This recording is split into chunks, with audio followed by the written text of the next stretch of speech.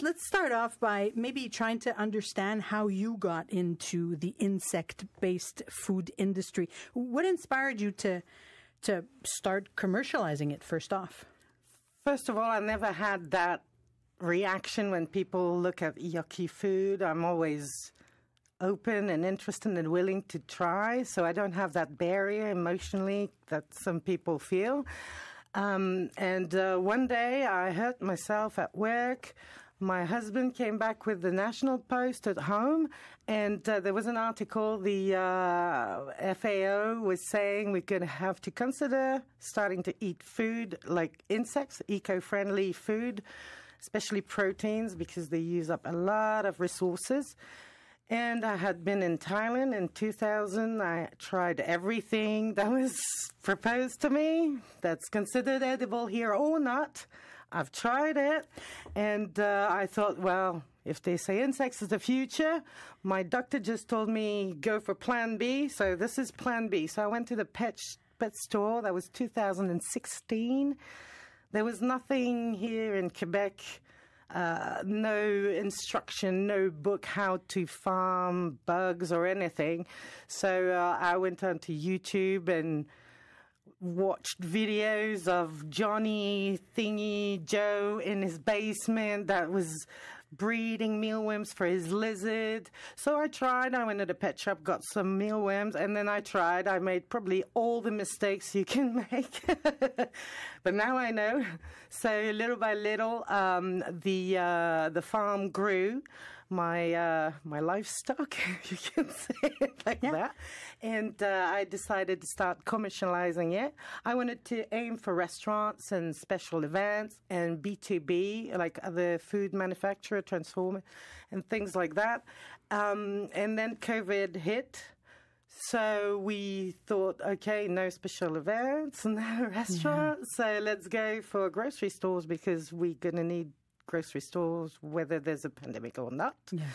And so we went for ready-to-eat foods and muffin prep stuff, like muffin mixes, biscuit mixes, and things like that. Because you didn't commercialize the insects themselves. You farmed, quote unquote, the insects. Is that how we say it when we're working with insects? Farming. Yeah, it's a kind of farming, breeding, farming. We say, and it's an insect farm. Okay. So you had your own insect farm. You were, according to security norms, very, very clean, very adapted. Yes. Was it hard for you to find the norms and the regulations with regards to farming insects? Actually, there were no regulations. We were asking the MAPAC to put on more rules because we were scared somebody would do a little cowboy job here and get somebody sick. So we didn't want that to happen. So we tried to see if they could come up with some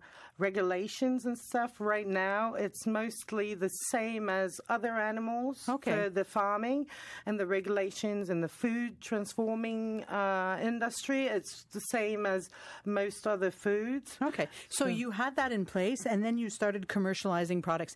You didn't go for the insect, the raw version of the insect. Why did you decide to transform it in order to market it? Is there something that we are not able to handle? Emotionally, we're triggered very easily with That's an understatement micro right there. livestock. I like that.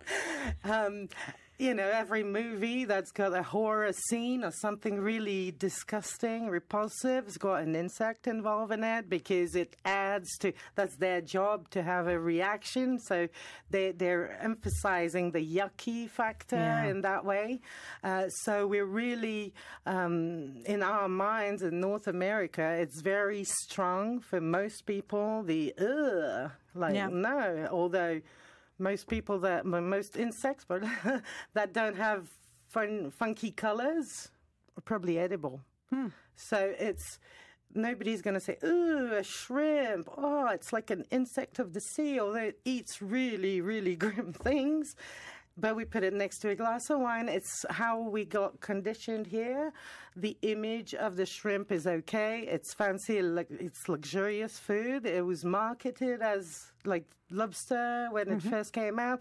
They tried to market it as a little more expensive things. So that's probably what we should do with insects. Although bugs, insects, the term is like, you're bugging me. It's not positive. I like that. The term is bugging me. So possibly Asians listening to this conversation right now would say, and as you witnessed possibly in Thailand, don't yuck my yum. I mean, the insects are part of the everyday diet in pretty much all of Asia, which is one of the reasons why Singapore expanded the list of insects that are, readily available to consumers and that can be commercialized. You say that here in North America we have that. It's hard for us to understand the importance of insects in a daily diet. Why do you think it's important for us to incorporate insects in our daily diet? Because in a current context that we live in, I mean, food in all shapes and sizes, forms and colors is overproduced right now. Abundant. Yeah, very abundant. Yeah, it's for those people who have the conscience of trying to lower their environmental print. It's when you want to be consuming is like voting. So if you're really prone to be careful for the climate and make change, because we all know if we don't make some changes, we're going straight to the brick wall right now. So it's not a matter of not eating any more food, any more meat, any more. That's it. We all eat insects and nothing else. I'm not like that to start with. I don't take anything from me that can taste something. I want to have everything available, but in my choices, integrating insects into your food and your recipes and your monthly. It could be once a month you make one recipe, but already that one recipe, the amount of resources the traditional protein needs, it's amazing how little of that the insects would need. A little goes a long way. So is that how you convince people to try it? Yeah, but it's mostly whether it's eco-friendly or it's healthy, it doesn't get the people to do the move and try it. It's when you talk about how the flavor, you talk about the flavor profile. I love that. And then when you talk about the flavor profile, the texture, how you add a little hint of nuttiness into your dish, a little umami, because it's umami-like. And the flavor profile is very close to nuts and cereals and grains and things like that, which is things we like. We appreciate a nutty flavor and we enjoy it. It's just the marketing of the bug. Yeah, it's the visual aspect that's kind of that's a barrier to a lot of eaters. Let's put it that way. What you so generously agreed to cook something for me. Can you explain what I have here in front of me? All right, since it's corn season and full spring here in Quebec, so I decided to make a corn chowder with it's got crushed mealworms in it, so you could see a little hint of a little brownish. So the brownish thing that I'm seeing here is insect. Yeah. I would never recognize that this is insect. You could not know. Not at all. Same as new M&Ms, you don't know they're insects and you eat them. I love the comparison you just made. No, but it's super colorful. So there's a lot of corn, a lot of carrots, diced celery, and it just looks like a very beautiful, heartwarming chowder. I even see little pieces of bacon in there. Oh yeah, because I'm telling you, I want everything. Okay, don't limit. Well, scientists say that it's in diversifying your plate that we have the less impact on the environment. Right? Monocultures are not the way to the future. I understand the importance of insects. I'm one of those maybe consumers, and I've tried the insects with you before, and we've seen it, and I've overcome that barrier because I was able, as you mentioned, to recognize the flavor profile and the beauty and the fun, the pleasure and taste in insects. Yeah, just that visual barrier. So I'm just going to have a taste of this, and thank you so much. Well, you enjoy your corn chowder. So it's still hot. I mean, I can't believe you did this for me. Thank you so much. So, all right.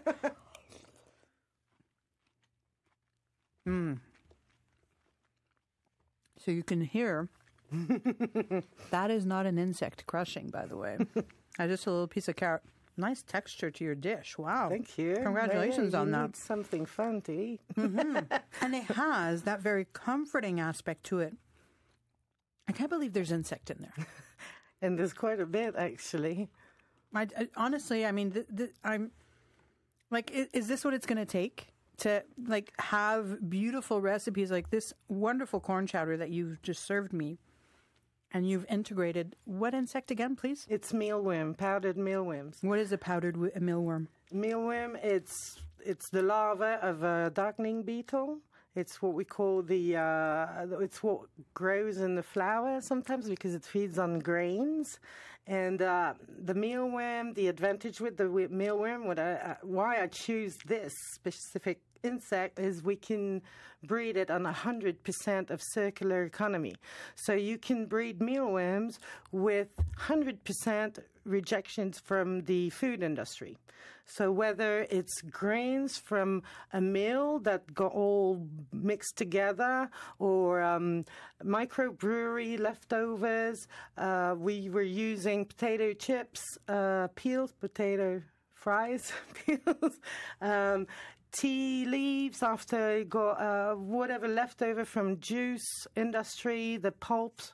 You can use all sorts of things that reduces amazingly the environmental footprint, because not only it uses less water to start with, less land, less everything, and insects, their conversion rate is amazing because they're cold-blooded animals. So all that food we use just to keep warm, they don't need it.